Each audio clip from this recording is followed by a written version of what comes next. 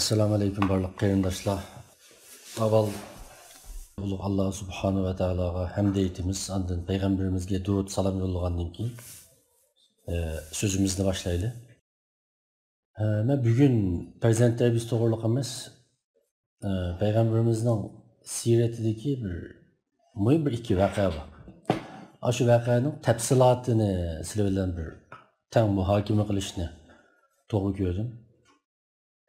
Endi biz Qur'oni Karimni o'qiganda, hadisni o'qigan vaqtda bizning payg'ambarimizdan burun, masalan Musa alayhissalomga o'xshash Isa alayhissalom, Davud alayhissalom, Sulaymon alayhissalom, Lut alayhissalom, Ibrohim alayhissalom qatorliq Qur'onda ismi tilga ilingan va ilinmagan nurg'un payg'ambarlarni uchratamiz. Men burundan boshlab shu payg'ambarlarning qissalarini o'qigandan keyin payg'ambar alayhissalom bilan ma'lum bir nuqtada biroz farq qilinganligini his qilatdim. Bu qanday farq desa, payg'ambarimizning balki menda eng oxirgi payg'ambar va qiyomatgacha butkul insonlarga avatilgan payg'ambar bo'lganlik xususiyati sababidan endi Alloh shunda bo'lishini to'g'ri ko'rgan bo'lishi mumkin endi. Bir farqi, gerçi payg'ambar alayhissalomning nurg'un mo'jizalar bilan Alloh tarafidan desteklangan bo'lsa-mu, ammo payg'ambarimizga kelgan mo'jizalar ve bütün hayatı davamında davetini yetkizişte, cihat kılışta, hicret kılışta, yani çok faaliyetlerde fevkalade bir mucizevi bir yolda yardım kılınganlığını görmeyimiz. Mesela biz Musa Aleyhisselam bütün peygamberlerinin aiti belge karakterlik mucizeleri var. Musa Aleyhisselam'ın hası var. İsa Aleyhisselam ülük getirildireliydi. Beres keselini sakaydıdır. Anladın ulanı düşmanları mı mesela? Beni İsrail'ini Mısır'dan hep çıkan vakitte Kızıldeniz'ini otturdun yer iş filan. Bu arada fevkalade çok bir mucize. İsa Aleyhisselam'ın asmağa geçkitiş filan. Mesela Lut Aleyhisselam'ın kavmini zeminini kömtürüş filan. Nuh Aleyhisselam'ın kavmini bütün dünyayı topan balası evet filan diyen okşaş. Ondan. Arapça harika deb yapar yani normal tabiat kanuniyetini biz deydigan kanuniyetni ispat qilib o'tadigan mo'jizalar endi. Shunda yordam qilingan. Ammo payg'ambar alayhisolamning hayotida nihoyatda mana o'tganda bir nimani ko'rsam hadislarda tilga olingan 1300 mo'jizani tilga olibdi. Ammo hammasi nihoyatda mana kichik mo'jizalar. Shunga ulamolar Peygamber Aleyhisselam'ın en çok mucizesini merdiyen sualga Kur'an-ı Kerim de cevap verdi. Kur'an, Muhammed Aleyhisselam'ın en çok mucizesi de cevap verdi. Yani bu arkalık ne demek ki diye vakitte biz şu Peygamberimizin siretini okusak, Peygamberimizin bütün hayatı, yani dinini yetkizişi, yani davet şekli, uçuran kıyınçılıkla, elip bakan faaliyetler, bayan bilginimdek uruş, cihat, tayyorlik deganlarning hammasi xuddi normal bir odamning o'zi duch kelgan qiyinchiliklarga qanday taqobil qilgan bo'lsa, payg'ambar alayhissalomning bütün hayotida duch kelgan qiyinchiliklarga butunlay shu Allohning ziminga bekitgan qonuniyatiga uyg'un yo'l va shaklda taqobil qilganligini ko'ramiz. Ya'ni bu mening qarashimcha sunnatning eng mohiyatli aloyidligini tashkil qildi. Bu bütün nimelerde, bütün vakalarda özünü gösteren bir hususiyet. Mesela değil, Peygamber Aleyhisselam vahiy gelip uzun ötmesde Mekke'de, yani Kabe'de namaz okuduğu vakitte bir qancha müşrik, şu tügünün kernini namaz okuduğu yere taşlap koydu. Üzü secdenin beşini kötürmeydi. Ahire başqılımı elevetişki cüret kılanmaydı. Yani ayette adam meyran kaldıgan bir şey. Şu çağda Hazreti Ebu Bekir'in Müslüman hem de. Ahire berip kızı Fatime o karını elevetidi. Yani o da bir adetki bir adamını bir mahallenin lükçekleri birleşip buz gitivatıdı. Sınariye şunun okşaydı. Yani benim muşini tekimi roşen düşünüş için ben siret o'qigan vaqtimda ta'sir qilgan bir ikki voqea bor. Amaliyotda bir voqeaning oldi keyin endi. O vaqa qaysi desek, Peygamber Aleyhisselam'dan Medine'ye hicret kılıştığın burunqi bir 3 günlük 3 gün var yani mühim bir 3 gün. Hem de hemimiz bilginimizdek Peygamberimiz Mekke'de davet elip berip naiti çıdıgısız, tasvirlüksüz zulüm koşuydu. Şunun olan bu davetki bir bixeter bir bazı izleş maqsadida etraftaki kabilelerge bardı. Mesela Taif'e çıkıdı. Taif'e çıkan vaxtki vaqalarni texin bilimiz. Yani bir bixeter bir rayon izleydi. Ahiri bu Mekke'de turuş, yani davetini yetkiziş ve Müslümanların dini erkinlik ve bixeterlik noktasından imkansız halga kelgan vaqtda anadayken Allah'ın vahiy qilishi bilan Peygamber Aleyhisselam Medine'ye hicret kıldı. Endi Medine'ye hicretinin baş kısmında bir tayyorlik kısmı var, ait mühim sebepler. Yani Medine'ye mu apıla hicret kılmaydı. Medine'deki elçiler Medine'dekiler kilidi. Çünkü Mekke Kabe olganlık için şu vakitte mu bütün Arabistan'daki Arapların tavaf kılış için yılda bir kilidiga yeri emdi. Medine'dekiler kilidi Muhammed de birisi peygamberlikin ilan kılıp turgan haberini algandan keyin Medine'dekiler Peygamber Aleyhisselam'dan görüşüp birinci qetimlik bir Akabe beyeti var. 14 yakın adam bilen tüzüşken. Ondan keyin ular ketidi, onu bilan billa Mus'ab ibn Umayrni billa avatidi. Hazreti Mus'ab Medine'de İslam'ını teşvik kılıp yürütüp bir yıl içinde hem de kitaplarda, menbelerde İslam'ın sadası kirmegen Medine'de bir öy kalmagan deyildi. Yani Medine'den ait kısa vakit içinde bu alakı karşılaştırılmıştı bu devlet. Şunu olan ikinci yılısı anadaki Medine'den resmi çoğun kabilelerinden başlıkları vekillerini elip ikinci kıtımlık Akabe beyeti tüzülüdü ve o yerden ait uç kaldı. Eğer sen bir yer gelsen biz cinimiz, melimiz bedeligiz, bir xatarlikini qoğdaymayız dep resmi toxtamlaşkandan keyin sahabili mağdı. Yani Peygamber Aleyhisselam bütün sahabili yolga çıkıp gidip boğandan keyin en ahirde anadan keyin mağdı. Peygamber Aleyhisselam Hazreti Ebu Bekir bilen mağdı. Şu vakitte yani minişten burun Mekke müşrikleri bularni ketayotganligiga chidab turolmay ahiri buni o'ltirib o'tlaydigan bu suiqasdni planlaydi Darun Nedve'de. Onu qilayli, bunu qilayli deb ahir birliklanmay Ebu Cehilning plani bilan hem u sorunda şeytan birisining suratiga kirib qatnashgan degan rivoyatlar bor. Ebu Cehilning plani bilan unda da bu hamma qabiladan biridan vakil chiqartili. Şu uxlayotgan vaqtida shu hammasi tang qilich selib qatl qilayli. Shuning bilan bu Hashim jamiyati kimdan qisos elishini uqolmay to'xtab qoladi. Chunki 10 qabilaga bir vaqtda jang e'lon qilinmaydi. Shuning bilan bu ishni aytdi. Oddiy hal bo'ldi degandan keyin oxiri bu bo'ldigan usul ekan deb bu suiqasd planlandi. Shuning bilan bu suiqasddan Alloh taolo Jibril orqali payg'ambarimizga xabar qildi. Shunday bir planning tuzilganligini. Peygamber Aleyhisselam bunu anlagandan keyin ular tayyorlangan kişinin qachon ekanligini bilgachga Peygamberimiz o'zining to'shigida yotadigan yerida Hazreti Ali'ni qo'yib qo'ydi. Yerim kechiga yaqinlashgan vaqtda eshikning oldida o 11 nafar ismni qilishi 11 nafar o qilich tutgan vakil saqlab turdi. Ular amaliyotda shu Ebu Cehil qatorliq yana shu nimaning har qaysi qabilalarning cho'nglari. Şunu bilan saqlab turgandan keyin yerim kecha bo'lgan vaqtda ular azli uyquga tushgan vaqtda Peygamber Aleyhisselam astag'idek ularning orasidan chiqib ketdi. Chiqqan vaqtda to'pi chachqanligi, shunlar uyquga g'arq bo'lganligi yozildi. Chiqib ketgandan keyin o'rniga Hazreti Ali'ni qo'yib qo'ydi. Shunlar bir chaqda ular saqlab tursa bir adam o'tib ketib ko'rdi.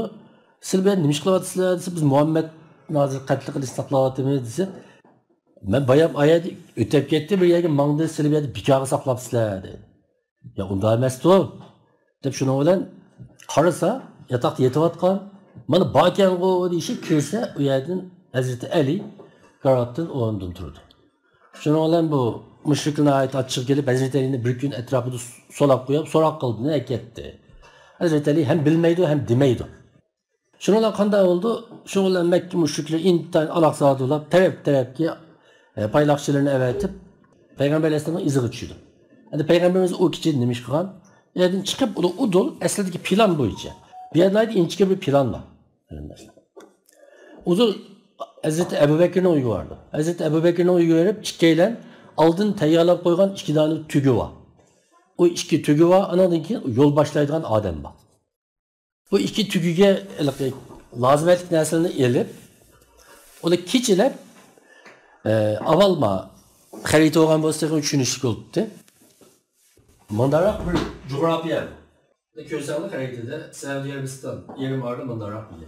Maya Yemen, Maya Mekke, Maya Medine bunlar. Mekke'den çıkıp bu Yemen taraf yolu olmuyor. Da aylanıp Surt'a, Kazak'a, Sevirt'e diyen takla çıkıp gitti. Yani Medine tarafı gelmez, başka tarafı mangan bir tesirat kuyaş üçün. Şunu olan o tarafı gelmez, anadaki Sevirt'e çıktı. Sevirt'e çıkan vakitte Hazreti Ebu Bekir'in rivayetinde Peygamber Aleyhisselam'ın putları aşı taşlı tilip yerilip ketken bazı vakitte Hazreti Ebu Bekir Peygamberimizde yüdüp Sevirt'e çıkan diyordu. Şunu olan bu 3 gün Sevirt'e Peygamber Aleyhisselam Hazreti Ebu Bekir ile panahlıdı. O vakitçe Mekke müşrikli bayan bilginimizde okşaş, bütün Mekke'li tinitidir, kayak etti. Yani ki 3 gün içinde de tamak yiyişi lazım, kusak açıdı. Şuna olan bu işi kim mesul? Hazreti Ebu Bekir'in kızı Esma mesul. Adaki yine bir neme var, ismini unuttum, bir padişah var bir şeyde. Emir İbn Fuheyra, Hazreti Ebu Bekir'in çakırı. Bu padişah esli. Hazreti Esma tamak egege vakitte onun izini yoktuş için o padını onun keyinde otlatıdı. Şuna olan onun izini koyunun izi bilen izini yok burada. İzini yok. Bu 3 gün şunda davamlaşıp 3 günden keyin inçike bir nokta var. 3 günden keyin aldın deyişip koygan Abdullah ibn Ureyqit deb bir müşrik adam var Mekkelik. Ama buna aiti meşhur izci. Yollarına ait yaxşı bildiğin şu vakitte özel akımda yaxşı adam Peygamber Aleyhisselam'a yardım kılışını halaydı. Ama özü müşrik hem de. Aşının yardımıyla resmi yolga çıktı. Yolga çıkan vakitte mi bayan beginimde yana udul Medine tarafı mağmasının aval Kızıldığımız tarafı mağıp yöneliş cihette.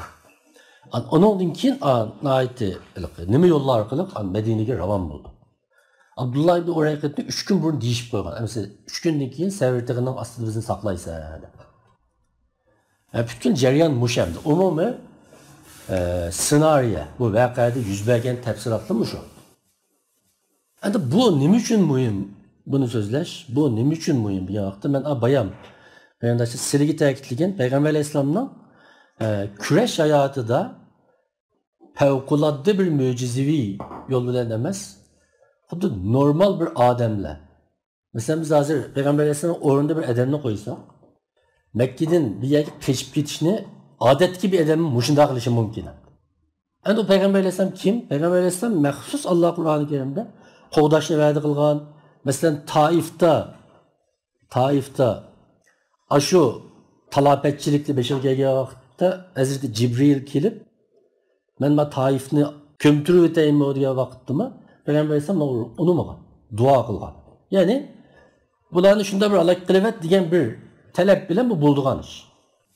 Endi bu yerda mening tushanchamcha buning hikmati nima desa, meningcha Alloh taolo Peygamber Aleyhisselam orqali Peygamber Aleyhisselamning ummatiga, ya'ni bizlarga bir ishni qanday qilishni o'rgatmoqchi deb o'ylayman.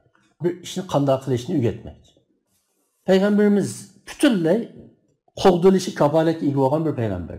Unchola inchik tayyorlik qilib, 3 kun Savir g'orida ussizlik azobi tatib, tomoq ekilib, uning izlarini o'chirib, bunda o'ylasanglar bayon berdik. Bir payg'ambarning ehtiyoti emas, bir odatdagi, bir normal odamning ehtiyoti. Ko'rinayotgan narsa. Mana mushunda bir inchiki bir faoliyatdan keyin, anondan keyin nimaga ma'lum. Albatta Madinaga berib bo'g'ishi yo'ldan urg'un vaqalar bor. Keyindan Suraqqa qo'g'lab keladi. Undan keyin yana bir yerda Peygamber Aleyhisselam'dan gap so'rgan vaqtda yolg'on aytishga majburlab qilib, ammo yolg'on aytmay, boshqacha bir so'z bilan bu yolg'on aytishdimi qutib qoldi va o'zini oshkorlamaydi. Ya'ni tadbir bilan bu masalani hal qildi. Endi men buni so'zlash orqali demoqchi bo'lganim, Bu yerde Allah Teala peygamberimizi ülgü kılış arkalı. Yani Kur'an-ı Kerim'de peygamber bizge en yaxşı ülge değilge. Hem de kanda ülge, mana muşunda ülge. Muşunda siyasi işlide, herbi işlide peygamberimizin bütünley şu Allah insaniyet cemiyetiga bekitgan sünnet qonuniyatga uygun ish ko'rganligini ko'rib olaymiz ve bu bizga menimcha so'zlab berilgan bizga yetkazmoqchi bo'lgan hikmati intayin cho'q.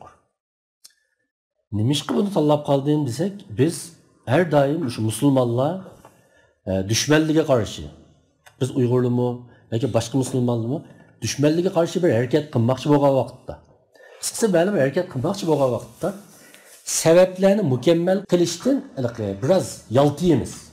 Nayet asallam, manda bir iş geçti kuraştırıyor edip lan Allah'a tevekkül kılır dedik Allah deyimiz hep. Ama anın içinde 3-4 iş çalıqagan emeliyat. Allah'a tevekkül kılıp boğucu yüzümüz kıvatıtkan bir kanca iş var. Buna bek inek isimde var. 94. yıl vilayetlik Darül Muallim. Spen mektepte kutkan vakitte bize Xoten'de Xotenlik balı bildi. Nurluk Mescid var. Bu Nurluk Mescid'in Çukurza tarafdaki bir eğizi var. Anadikinde Gülvakı tuşkan bir eğizi var. Yine bir eğizleri var benim de.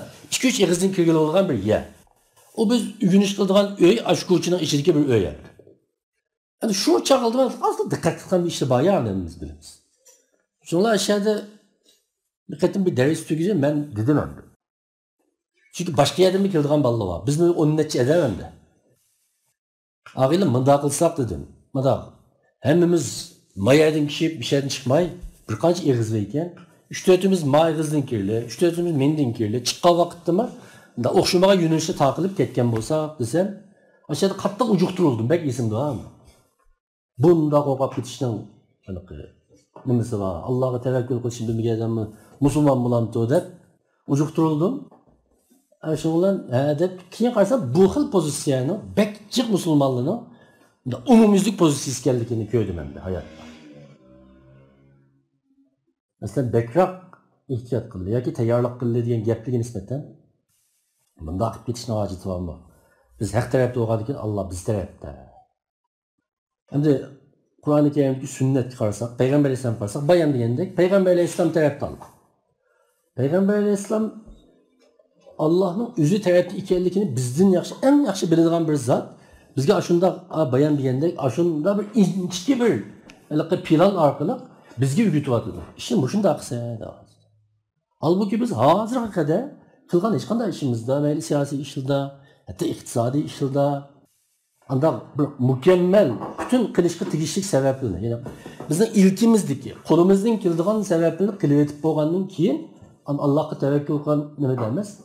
Yani palak buluk bir içki işini epleştirip koysakla, şunu olan hem de kıldık kağını Allah'a tevekkül deydiğin, ama mağlup olsak, yüzümüzden az sebepli çala kılganlıkını görmezsin.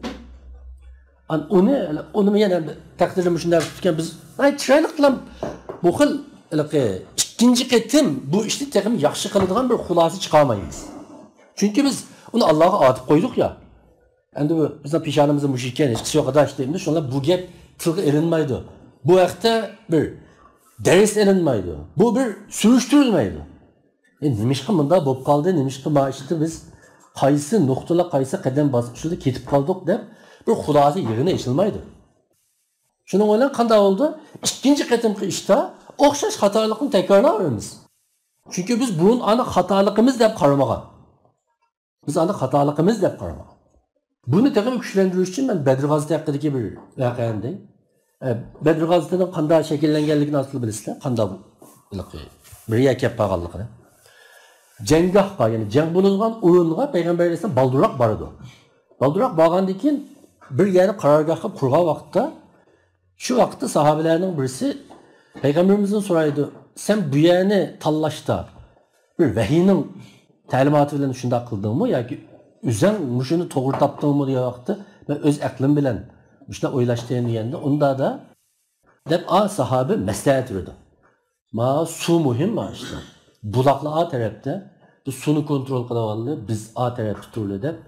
Zaman gittim ben bağa vakitte şu Bedri'ye bağdık. Şu bulaklarını onuma yerde geldi. Hatta köydüm ben. Pereşli düşken töpe diyorlar. Şuna bilan Peygamber Aleyhisselam to'g'ri sening gaping deb qo'shinni o'rlashtirgan vaqtda shu suv tarafini asos qilib turib tutdi.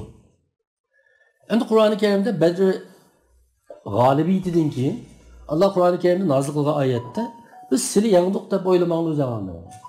Sizlar emas, biz yengdik. Deb shu jangga Allah periştelerini tushirganligini qilgan. Allohning yordami yo'qmi? Bor. Hatta perişte evet da Qur'onda uçuk değildi. Endi men hozir bunda bir nuqta o'ylab berishga arziydi deb o'ylayman. Peygamber Aleyhisselam plan tuzgan vaqtda Allah perişte tushirib bitdi deb tuzmadi. Belki dua qilgandi. Shuni umid qilgandi, uningda shak shubi yo'q. Masalan, biz mayada tutsak tüpüge Allah perişte evet dedi, xotirjam bo'linglar degan gap yo'q. Yani bütün üzü kılalaydıgan işi kılıdı. Andikin Allah evet.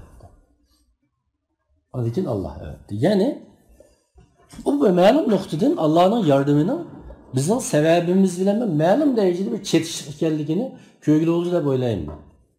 Ben bu arkalık hem de gibimli hulaseleyim. Biz meyli değilim. Meyli ağır bir şey olsun. Meyli bir de siyasi işler olsun. Bir davayımız aldığımızda işte uluk bir işimiz var. Yani bu şunda işlerde kolun uçurmağılmasılık, bizning aklimiz, iqtisodimiz, imkonimiz, energiyamiz, yor bergan, yani bütün imkon doirasi ichida biz qilishga tegishli ishni to'liq qilayotib, anadikin Allah deb Allohga qo'l ochgan vaqtimizda anadikin Allohning yordami keladi degan bir narsani tushunishimiz va qabul qilishimiz kerak deb o'ylayman. Bu bizga nurg'un ishda yordam qiladi. Mayli üzün aydı to'g'ri aytildigan, ammo iste'mol qilingan vaqtda xato iste'mol qilinib qoladigan bir to'g'ri gap bor. Turkcha doim deydigan safar bizdan, zafer Allohdan deydi. Endi biz qilishga buyurildik, g'alaba qilishga buyurilmadi. Bu to'g'ri. Qilgan har qanday ishimizni g'alaba qilishimiz noto'g'ri. Ammo shu ishimizning maqsadi g'alaba qilish. Shu ishimizning maqsadi asli g'alaba qilish. Shuni bizdan talab qilgani qanday qilsak qilib, yani ruhsat qilingan sebepler dünyası ve alemi işi de amalla aşı işte galiba qilish. Herkes qıplan qo'yashamaz. Qıplan qo'yashamaz bir ishni. Yani qiling deb qildik. Endi g'albalik bo'lmadi deb ma'qul o'lamanlik pozitsiyasi bizning maqsadga yetishimiz to'sab qo'ydi. Hozir nurg'un odam shunday deydi. Bizning ishimiz qildimi shu gapni. Biz qo'limizdan kelganini qildik dedi. Ba'zi qo'limizdan kelganini qilish bilan qilishga tegishli ishni qilishning orasida osmon zamin farq bor.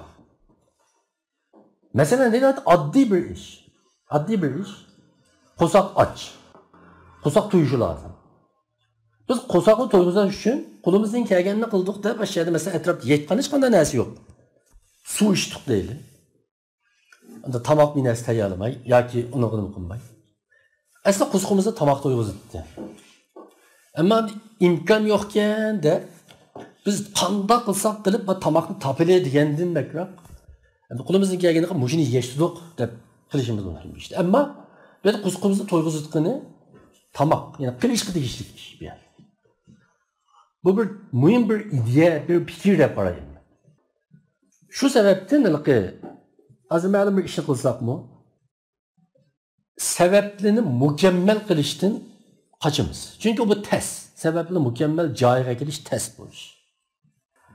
Azroq kurashtirgandan keyin menimcha qo'limizdan kelganini qildik deb o'ylaymiz. Amaliyotda biz o'zimiz yolg'iz o'ylab, o'zimiz operatsiya qilib turib, haqiqatan men bu ishda men qilishga tegishli hamma sababni qilib baxtimmi yoki heliq ishlama chala qoldim deb o'ylasak, amaliyotda biz en az 50% biz qo'limizdan keladigan qilsak bo'ladigan nurg'un ishni chala qo'yganligimizni e'tirof qilamiz. Biz to'g'ri ish chala qoldi. Masalan, ani bunday qilib o'tdi. Mesela palanı deb baksam buluttu deb bakmadım. Ma çağrını sınap baksam buluttu sınap bakmadım. Neyse. Yani şu an bu sünnetten yani Peygamberimizin sünnetinin en mahiyetlik, yani en mühim alayetliklerinden biri emeliyatçılık. Yani realistlik. Emeliyatçılık. Mesela biz aşı siret karaylı sahabenin hayatına aşı to'rt xalifa davriga qaraydigan bo'lsak, shu Allohga eng yaqin odamlar, Peygamberimizin iniq hadisi bo'yicha eng yaxshilarini mushi davrdagilar asta bunda mangsilar degan hadisning ro'yi bo'yicha. Ammo ularning hayotida qarasak, mo'jizaviy, karamat xarakterli ishlarning az ekanligini ko'ramiz. Eng dastlabki birinchi qo'l manbalar bizga, mesela paloni sahoba bir nima qilib mundalab ketdi degan gapni nayt az ushutimiz. Yo'q deyarli nerede. Ama onun kim buna ait bu karamet yübiyip gitsem de bu İslam literatüründe ve keyinki vaktinde o tasavvuf şeyhlerinin o bedenli karameti normal bir süpütüde. Bu bizim meselelerini küzütüşümüz, denizişimiz, plan tüzüşürümüzge nispetten bu hıl düşüncenin aitti önce tesir gösterken. Yani, bu meselenin sebebi asasen ama sebepten halkakan bir karametli kütüdüğün, bir mucizini kütüdüğün. Manda bir zihniyet payda olağılık Müslümanlığa. Bu Uygurluk tekin payda olağılığı. Bunu karşınca. Çünkü bunu kutuluş lazım demek. Bu kutuluş lazım demek. Mesela vatanda Xitayda nima qilyapti? Qatlam qilyapti. Yani Uygurlarni yo'q qilyapti. Nayt oldingi yillari qattiq bevosita shaklda qilgan bo'lsa, hozir aşının neticesini aladigan bir mexanizmni qurib bu ya. Hozir Putinimda uzun susub saqlayotdi neticesini. Bo'ldi hamda yana zavodni qurib bo'ldik. Hamda 30 yildan keyingi Uyg'ur mahsulotlariga qarab baqsak ishimiz bitdi deb qilyotdi. Biz ba'zi chog'da bunda o'ylab qoldik ekanmiz. Anda olmasa Xudoyim bor deb o'ylab qoldik ekanmiz. Qarindoshlar tarixda Andalus deb 800 yildan ortiq islom xalifaligi bo'lgan Andalusda hozir musulmon yo'q. Müslüman yok degenim hem de elbette İspanya'da aslında Müslüman var da ama İslam coğrafyası tabi emez.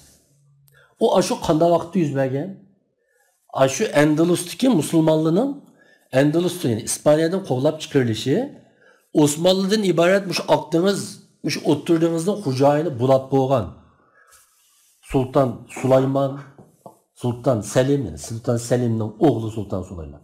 Yani nemenin Osmanlı'nın en zirve en küçük devir yüzde. Şu çağda aşırıma Osmanlılar hep yazgan, elçi evetken, bizni kutquzunlar, bunda kılıvatı degan. Ama ular aslında tirishqanın evetken bolsa-mu, bir qancha 10 ming odamni paraxotda egagan vaqali bor. Ammo rasmiy qo'shin evatishni planlagan, qipaqqa endi planlagan bir tushunganlik haqida gaplar bor. Ammo rasmiy qo'shin tatib berib, unda bir ish qilinmagan tarix. Kılınmagan. Yani bu dünyanın işi kanuniyet boyucu buldu. Kanuniyet boyucu buldu. Gazze'deki vakanı köratımız. O kadar tirişti, o kadar bir insanın takiti yititkan bir önce akli yititkan değil, tesavvuk unutkan bütün tirişçalıklı gözetti. Ama kanuniyet şuyken ki ilkimde güç berkinin fevkulatlı çoğunluğu hazır hem de 20 maddelik atinişlik gelişimi nima qilindi degini bilan İsrail'e xalqa vaqti yirtib etgan bir kelishim ekanligini ham mangla balkim da o'qib beqib ko'rgan bo'lishi mumkin. G'azaga kirdi, oxiri tapbastırıp 71 say yergacha askarni o'rlashtirdi. Yani qildi uni yapdi. Qiloladi. Yani bu dünya mı? Şunda bir dünya bu. Bazı vakitte ümitvar buluşumuz lazım yok. Ama reallıkның nayeti echinishli, açığı butqanlıqını. Oylaş lazım. Yani vatandagi am insonlar tilga ilish orqali hayqab ketmaymiz-ay degan narsadan chiqish lazım. Bu shunda bir ehtimollik bor. Agar biz harakat qilmasak, buni kuchimisak, buni biz tirik hayotimizdagi eng muhim ishim. Qiyomatda meni jannat yo do'zaxga ekshitgan yo'l xitim, mushi ishqi tutgan pozitsiyam bilan belgilanadi degan bir tushuncha bilan harakat qilmasak, biz mushi imtihon bilan yashaptimiz. Men mushuni bog'lamoqchi. Ya'ni dushmanga qaratilgan kurash shu qonuniyati bo'yicha bo'lishi lozim. Qo'limizdan keladigan barliq ishni qilishimiz lozim, planlashimiz lozim. Paypaq to'qiganday to'qishimiz lozim demiş. Andaqiliqi andaqligim bilan munda bulab ketadi. Deyotganliqi umoq xiyollar bilan o'zimizni g'aflatga qo'yib olib, bunda qilishimiz to'g'ri emas. Men bundan chiqma gap qilmay Ameliyatda şu mesela Uyg'urcha chiqqan Sirat ichidagi eng yaxshi Shirin Buloq hamda. Başqa tilda yozilgan kitaplar var. Ben en az yılda bir akadım okuş gerek diye qarayman. Peygamberimizin hayatını. Yılda bir akadım bir Müslüman okuşu lazım deb o'ylayman. Çünkü o kadar cık ders var ki. Ben aşı okup ketip berip, Abdullah ibn Urayqitni 3 gün burun deyişip qo'yganligidan da bek hayron qoldim ben. Yani bunda yetiş, Hazreti Ali'ni qap qo'yash, u yerdan chiqib Hazreti Abu Bakrning yoniga borish, tayyor qilib qo'ygan tuyga chiqib, Yaman tarafga minib, Savr tarafiga chiqish, 3 kundan keyin oning kelishi deganlar, aytdi, shu soatning ichidagi narsaday tak tuzilgan bir plan. Yani Allah Peygamberimiz orqali bizga buni o'rgatyapti demak. Allah hemmimizni Peygamberimizning hayotidagi shu hikmatini amaliy harakatga aylantirib hayotida tatbiqlashga ve bunda bir aql farosatga Allah ega qilsin. Amin.